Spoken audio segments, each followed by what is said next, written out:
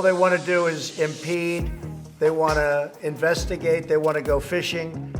And I watch Bob Mueller, and they have nothing. There's no collusion. There's no obstruction. They have nothing. It's a disgrace. We want to find out what happened with the last Democrat president. Let's look into Obama the way they've looked at me from day one. They've looked into everything that we've done.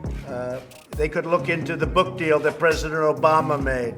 Let's subpoena all of his records. Let's subpoena all of the records having to do with Hillary Clinton and all of the nonsense that went on with Clinton and her foundation and everything else. We could do that all day long. On this episode of Just Informed Talk, we're going to take a look at the latest new Q post. And Q is asking a very important question. How do you clean dirty money? Well, obviously, you have to launder it. And as President Trump calls for an investigation into the $60+ million book deal that was put together by the Obamas in 2017, we're going to take a look at what Q is telling us with regard to future-proving past. Dan Coats is about to leave, and Representative John Ratcliffe may be replacing him, and we have new information about AG William Barr and how he is going to go after every member of the Hussein administration who committed crimes. We're going to talk about that plus a whole lot more, so I hope you guys enjoy. Hi, I'm Craig, and welcome to another episode of Just Informed Talk. I always like to begin by saying thank you to everyone who has hit that subscribe button. If you haven't, come here to the landing page, click the big red subscribe button, make sure you hit the bell for notifications so you get notified when these videos get posted. So today, picking up right where we left off, obviously we left off at Q Post 3522. We're picking up at Q Post 3523, and we're going to go through all of these, and there's a lot to cover, like I said. So, I mean, a few of the things we're going to talk about, obviously, we're going to talk about this book deal with the Obamas. We're going to talk about Antifa, President Trump's latest tweets about that. We're also going to talk about the fact that more future-proving past with Q posts as Dan Coats is set to leave with him possibly being replaced by Representative John Ratcliffe. We're going to take a look at that, plus a few other things, so you guys are going to stick around. But before we do that, I always encourage everyone to come back here to the landing page, watch these last videos, get the word out that way. And look, the fact of the matter is I only ask this every time because of the algorithmic discrimination that's happening and manipulation that's happening with YouTube. Behind the scenes, they're basically discriminating against my channel and a lot of other channels' ability to compete fairly in the open market. And they've obviously decided to violate their Section 230 agreement in the Communications Decency Act, and the mainstream media is already attacking this channel with their hit pieces from the HuffPost, but not going to get into all that. I'm just telling you, there are a lot of reasons to share this video, but if you just want to help get the word out and continue to grow this movement, please, all you have to do is go to the bottom of this video and hit the share button. Whenever you watch any of these other videos, make sure you share it on your social media just so everybody sees what's going on and we get more eyes on this. That's the only way we defeat these, Orwellian, draconian censors in these big tech companies. So I appreciate that. And if you're scratching your head, go, what is QAnon, the Great Awakening? What's this guy talking about? Please, by all means, watch this video. What is QAnon, the Great Awakening? Also, share that on your social media. Get the word out that way. So with that, let's get right into the latest Q posts. First of all, we have this tweet that Q gives us from Breitbart about this article talking about Obama and his wife, Michelle, famously signing a book deal estimated at $65 million in 2017. Now says President Trump, it's time to investigate. Now, you guys saw the clip at the beginning of this. President Trump was basically saying, why don't we investigate and subpoena every single person involved with Barack Obama's book deal, the Obama's book deal?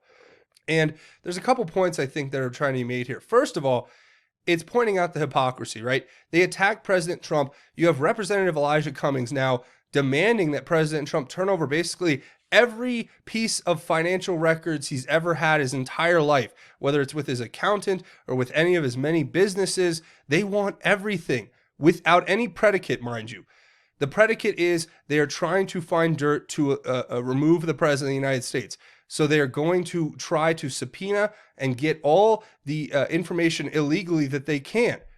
It's obviously a violation of President Trump's civil rights, what they're doing in Congress right now, but nobody seems to mind that. So you know what? If presidents are fair game and former presidents, I guess, would be too, then you know what? Why isn't Congress calling for us to have an open investigation into the Obama's book deal? $60+ million in 2017, right after Obama leaves office.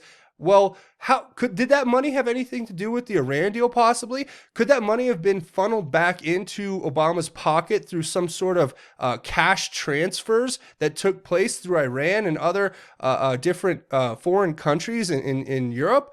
I would really be curious. How about Singapore? Can we investigate? Does Obama have any accounts in Singapore, any secret accounts? Maybe we can just subpoena his entire administration, basically every single official. We can subpoena his accountant. We can subpoena all of his lawyers. We could subpoena him, and we can put him in front of a congressional hearing, and we can get to the bottom of this, just like they're trying to do against President Trump. I think that's one part. Now, the other part is exactly what I just said. The other part is this: how did this money get put together for these people? And was it a part of a larger conspiracy that they put into motion before they left office in order to enrich themselves while selling out our country? How many people get $65 million book deals, right? I don't care. Even if you're a former president, that's a lot of money. And it makes you wonder that right before he left office and putting together all these different deals in his final term with Iran and you name it, and the cash that was stolen and basically stolen from the American people and given to evil terrorist regime that hates our country, one has to wonder what happened here and why aren't we investigating? Here's the actual article from Breitbart.com. Of course, this is talking about the clip you saw at the beginning, and it kind of just goes through that, how President Trump says what you guys already saw and how we should be investigating him. But I think it's mostly, as I said, to point out the hypocrisy, and there probably is some sort of impropriety behind this deal that has to do with money that was siphoned out of our government into some foreign entity.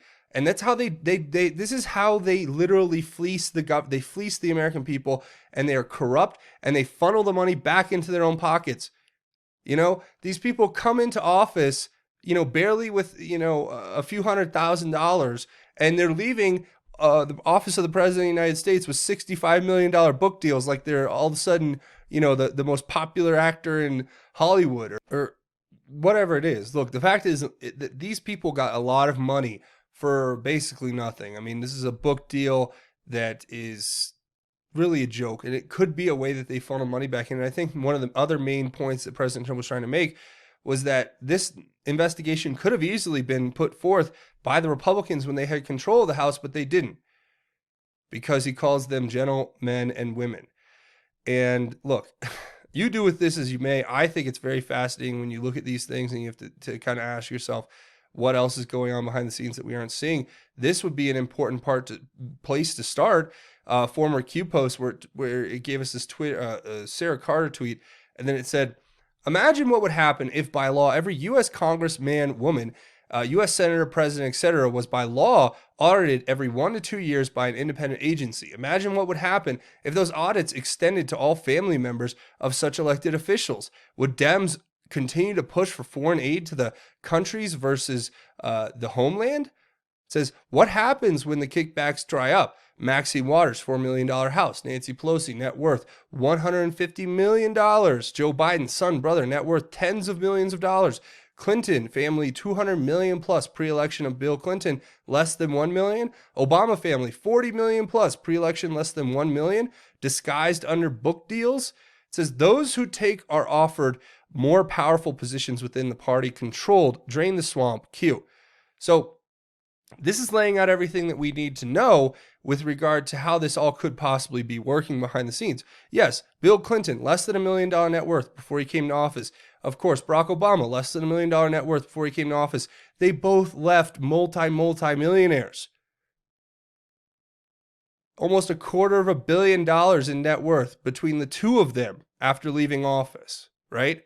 And if you think about that in terms that you can wrap your head around, you have to understand that, like it says here, those who take are offered more powerful positions. So the more corrupt these people are, the more bribes that they take, the more controlled they are, the more powerful the position is they get put into. Why aren't we investigating this? I don't know. Great question, Q. I'd love to see us investigate it. It says, how do you believe in, or do you believe in coincidences? How do you clean dirty money? Q. It's laundering. I mean, it's being implied that this is all a big money laundering scheme, and that they're giving kickbacks in order to get, or they're giving different countries foreign aid in the billions of dollars so they can get a few $1,000,000 kicked back to them in their own private slush fund accounts that nobody knows about, or in the form of a air quotes here, book deal. Because everybody's so curious to hear what Obama has to say about how he destroyed our country. The fact of the matter is, what we have here is an obvious affront to our democratic institutions and the rule of law, with these people who are allegedly selling our country out just so they can get kickbacks and get a few $100 million and basically live the high life and just destroy our country in the process. Because as I always say, don't ever forget, they would rather destroy this country than to ever be held accountable for their crimes. And this leads us perfectly into the next post here. President Trump tweeted this. This was the Trump train put out this graphic, which has all of these people. Okay, you have Robert Mueller, you have John Podesta, you have Barack Obama, Rod Rosenstein, Hillary Clinton, Huma Abedin, James Clapper, James Comey, Loretta Lynch, Bill Clinton, and Eric Holder. And then they also photoshopped John Brennan, and afterwards, that's what Q said to do. Where Trump retweeted this that says, now that Russia collusion is a proven lie, when do the trials for treason begin? President Trump has told us explicitly that these individuals have committed treason against this country.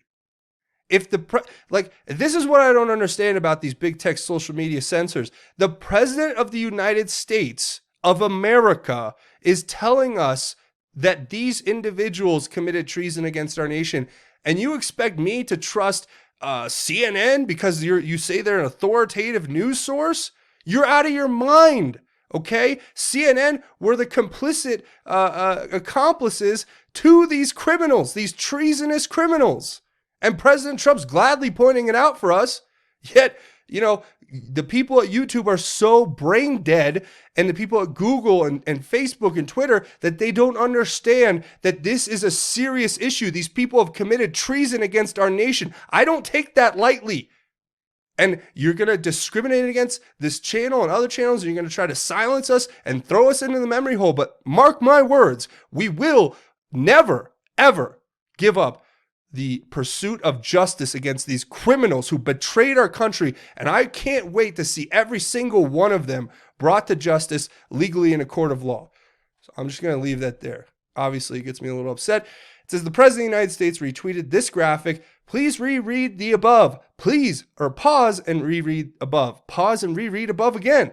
Nature is unpredictable. Q. Yes, nature is unpredictable. Just like President Trump said, truth is a force of nature. Nature is unpredictable. The truth is unpredictable. We are going to expose you criminals. Every last one of you. You think you got away with it just because Obama pardoned everyone on his way out. Well, guess what? We're going to still convict each and every one of you. Because your little practice where, the president leaving issues a pardon on the last day for everyone and then makes it classified, that's ended. President Trump has uncovered your crimes, and you can't do this. No matter what legal justification you want to say about it, when the American people find out what treasonous criminals you are, you won't be able to walk down the street. And that's what Q's told us. And that's what I'm going to go ahead and stick with as far as what's going to be happening. And now we go into James Comey. All right. Now here's the James Comey one. This one to me is very interesting. So first of all, Q gives us this picture. It calls it 90. Okay. And what's very fascinating about this picture is that if you actually look up when it's from, that's what's fascinating. So this is an original pic from James Comey's Twitter in 2017, after President Trump was elected, and I believe after he was fired, where it says, good to be back in Iowa. And it's him standing in a cornfield. Like he's such a weird person. But if people can't see by now that these criminals, these treasonous criminals, are using Twitter to basically communicate in plain sight with these cryptic coded messages of them standing in fields and saying like cryptic little one-liners, then you're obviously not doing your job good enough, especially you in the mainstream media who I'm referring to. But obviously, he's here giving us a message. And what was very fascinating about this, that one of the analysts picked up, this was originally posted on October 20th, 2017. Now, when did Q start posting? If you're asking that question, Q's first post is October 28th, 2017. So 8 days after this Q post, or after this Comey tweet, we have Q start posting. Then Q gives us a link to James Comey's Twitter, where he just tweeted out the other day, millions of 2016 Trump voters are not racist. Okay, yes, that's true. Now, those Americans need the strength of character to resolve they will not again vote for someone who clearly is. Yeah, never going to vote for Hillary or Obama or any one of those people. So I guess we can say that's true. It's not about judges or taxes. It's about who we are as a nation. No, James, it's not. It's about the fact that you and your buddies from the Obama administration going back are a bunch of treasonous criminals, as the President of the United States has pointed out. And we're going to come and we are going to track down every single one of you. And we're going to bring every indictment that we can, and legally in a court of law, we will see you all punished for your crimes. Mark my words. You don't even have to believe me, but I'm telling you right now, it's going to happen. It is coming. And yeah, not going to be fun for you. I love how the top post here is Joe M just reposting Q's post. And, he's got to see this. He's ignoring it. He's not addressing it because he's terrified. And he's trying to communicate with his deep state pals that we're going to have to go after Trump, and Trump's a racist. And it's like, look, first of all, the worst FBI director of all time, a leaker and a liar. Obviously, he's admitted in front of Congress and given testimony to the fact that he is a criminal who has committed felonies. But that aside, right? Let's just throw that out the window right now. Just look at what he's saying. He's calling the president a racist, obviously, and he's trying to influence the next election because he knows that if President Trump gets reelected, it's not going to be good for him and his criminal pals. So here's where it gets interesting. It says, was the corn ripe for harvesting? It is now. And then it gives this cryptic 93 DK Q. So everyone on the boards is kicking this around. What is 93 DK? I'm not sure. Some people were saying he said, I don't know, 93 times, which I think in some of the articles, in some of the hearings, he said it way more, like 200 plus times, but that was one of them. There's been a few, but some of the ones that I thought were interesting, for instance, would be like this one. This is from a report about James Comey and the Inspector General's report. What was fascinating about it is it pointed out the fact that Director Comey was confirmed as the director in a resounding vote of 93-1 in the Senate. This is when he was confirmed as the FBI director, I believe, 5 years ago.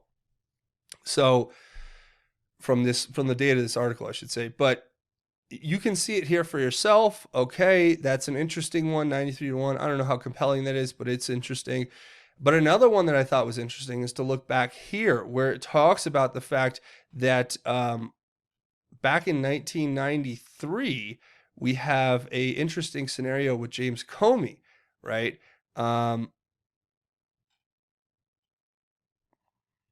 And what was fascinating about that is we're here in July of 2019. And if you take a trip back in the time machine, it says in its 109-year history, only one FBI director had been fired until James Comey. And now get this. This is where it gets really crazy. You're going to want to really get the popcorn. It says, until Tuesday, when President Trump fired James Comey, in July of 1993, President Bill Clinton fired William S. Sessions, who had been nominated to the post by President Reagan, Ronald Reagan, in 1987. Mr. Clinton said his Attorney General, Janet Reno, reviewed Mr. Sessions' leadership and concluded in no uncertain terms that he can no longer effectively lead the Bureau. Wow. So you're telling me that the last time that a president fired a sitting FBI director was when Bill Clinton fired the sitting FBI director who was from the Ronald Reagan administration, William Sessions. Now that's interesting. So there's one that I thought was like, okay. And what it says, and further, it says Mr. Sessions had been cited for ethical lapses, including taking free trips on FBI aircraft and using government money to build a $10,000 fence at his home. Mr. Sessions was asked to resign and was fired. When he refused to do so, despite the president's severe tone, he seemed to regret having to force Mr. Sessions from his post. Yeah, right. The fact is, Bill Clinton was corrupt as it gets, and when he got in office, the first thing he did was go fire the FBI director in the first step of the multi-decade plot to undermine and destroy this country and to enrich themselves. And what President Trump did was send a message when he fired James Comey back to the Clintons and all of their cohorts and treasonous traitors that they will be held accountable. And that's where we're at right now. We're in the middle of a very big deep state battle. If you guys have any other thoughts about this 93 DK, a lot of people are trying to figure out what the spaces mean in between and all that stuff. But I'll tell you what, I just gave you the top two that I found. So you guys do with that as you may. Of course, the next one here is an interesting one. This one talks about how we're all kind of in this together.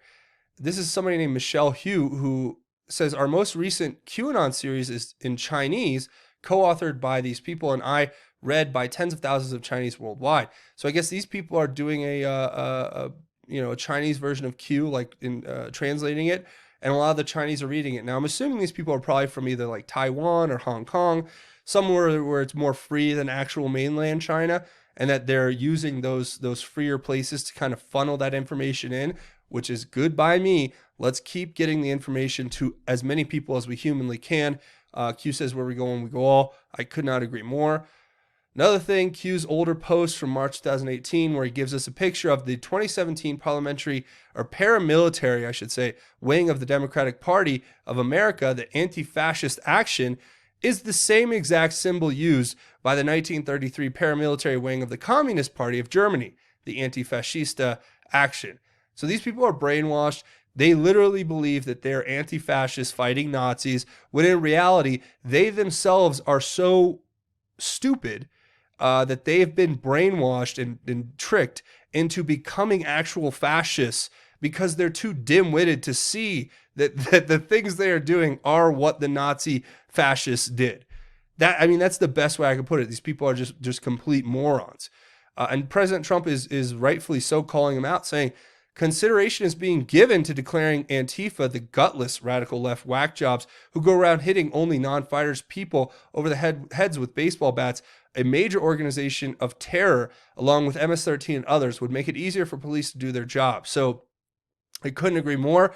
Some of these extreme leftists down here say awful, disgusting things about the president. They, say, oh, it's only the white fascists, the right-wing fascists and the white supremacists. And you're like, well, look, you can live in your fantasy land. But the reality is the organization of Antifa is a terror organization. They are masked thugs who beat up people who disagree with them politically.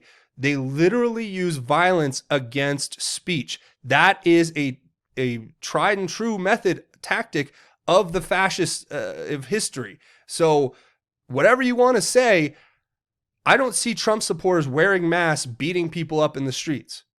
If anything, it's quite the opposite. Trump supporters are out there trying to have a good time. I've never felt threatened or scared or worried at any type of Trump event, whether it's a rally or an event or whatever. But I'll tell you what, if I get near some of these Antifas with their, baseball bats, which they do carry, they carry other weapons. They wear masks and they wear capes because they're so in such a state of arrested development that they never grew out of like the 13-year-old phase, and they're not adults. They're basically children who are being led. They're sheep being led to the what, if you know what I mean. So it's sad. President Trump is going to keep pursuing this, and I do hope they get the correct labels, being the actual fascist terror organization that they are. Now, the next one here is this tweet from the New York Times. Obviously, it's talking about the fact that the director of national intelligence, Dan Coates, is expected to step down. and he's been at odds with the president since or throughout his tenure. Well, great. We already knew this. President Trump has, Q has already alluded to the fact that Dan Coats was out, and now we have confirmation. So I guess that's just another proof of Q that the mainstream media is going to completely ignore because they are fake news liars who only want to malign the president and destroy our country. Q says drain the swamp. I agree. The next one here finally is this Washington Examiner piece, and this is where it gets very interesting. It talks about John Ratcliffe, who tells us about Attorney General William Barr delivering justice to any Obama officials who have committed crimes. And this is a promise made by the man who may be replacing Dan Coats as the Director of National Intelligence. According to this report and other sources, it seems to be that the leading candidate as of now is Representative John Ratcliffe from Texas to become the next Director of National Intelligence. Now, what was interesting is, you can scroll through this article, you can read the whole thing, but I thought that what was really interesting is they put out here the three different, it says Ratcliffe recommended 3 leads for the investigation of the investigators, because it's talking about basically what's happening with Attorney General Barr and Inspector General Horowitz, and also with Durham, U.S. Attorney Durham. These are all very important ongoing investigations. It says the first related to the former National Security Advisor, Michael Flynn. It says you talked earlier about Michael Flynn. His phone call with the Russian ambassador was a highly classified NSA intercept. Someone in the Obama administration leaked that call to the Washington Post. That's a felony.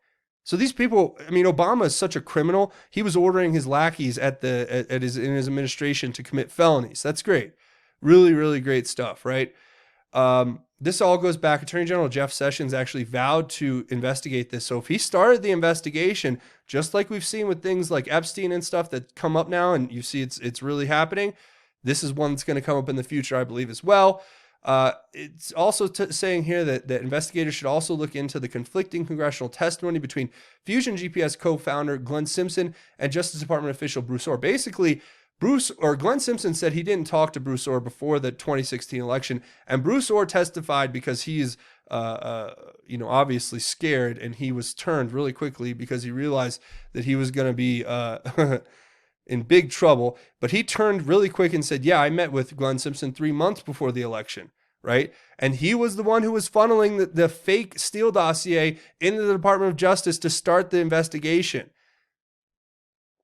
You really can't make this up. Here it says, on May 16, 2017, the first Comey memo was reported for the first time. Obviously, that was one of the ones that was funneled into the DOJ by, you guessed it, Bruce Orr and Christopher Steele. They're fake news, Oppo research from the Clintons, Perkins Coie. It's all there. It says, on May 17th, 2017, the very next day, Deputy Attorney General Rod Rosenstein appointed former FBI Director Robert Mueller to serve as special counsel. You guys see it for yourself right here. This is the stuff that we're up against. These people lied. They committed felonies. They've done everything they can to sabotage the president, to try to destroy this country. And we're seeing what's happening right now in real time. And we're going to continue to pursue this till the end. Trust me on that. So with that being said, I'm going to go ahead and leave it there. I want to say thank you guys for watching this episode. A few more things before we go. Obviously, come here, click the big red subscribe button, make sure it's bell for notifications, and hit the like button. But watch these videos, share them on your social media, get the word out that way. And leave your thoughts, theories, and insights below. I want to hear what you guys have to say about all of this.